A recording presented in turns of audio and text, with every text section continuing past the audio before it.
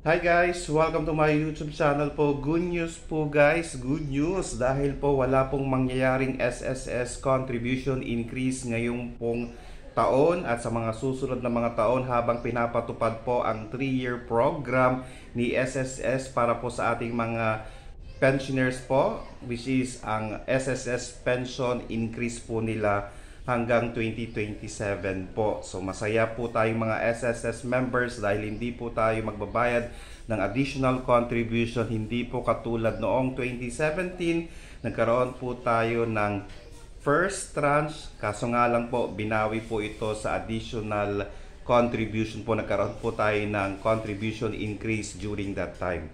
Okay, so ang mangyayari po ngayon, wala po tayong contribution increase. Ayan po. Pero meron pong SSS pension increase para sa ating mga pensioner po. So malaki pong tulong ito sa ating mga pensioner dahil madadagdagan po ang kanilang pension hanggang 2027 po. Ayan, so 3-year period po yan.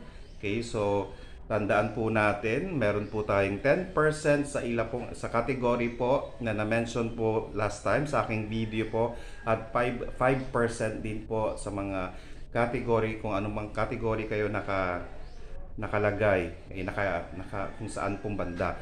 Ayan po, so magiging masaya po lahat dahil sa ating mga SSS members wala po tayong contribution increase habang pinapatupad po itong 3-year program ni SSS, which is the SSS pension increase ng ating mga pensioner po. Okay, so maraming salamat po sa administrasyon ni BBM at syempre po sa SSS.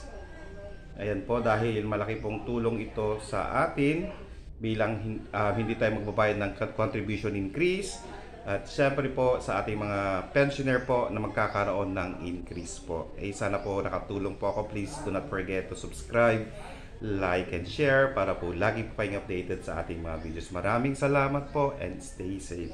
Bye bye.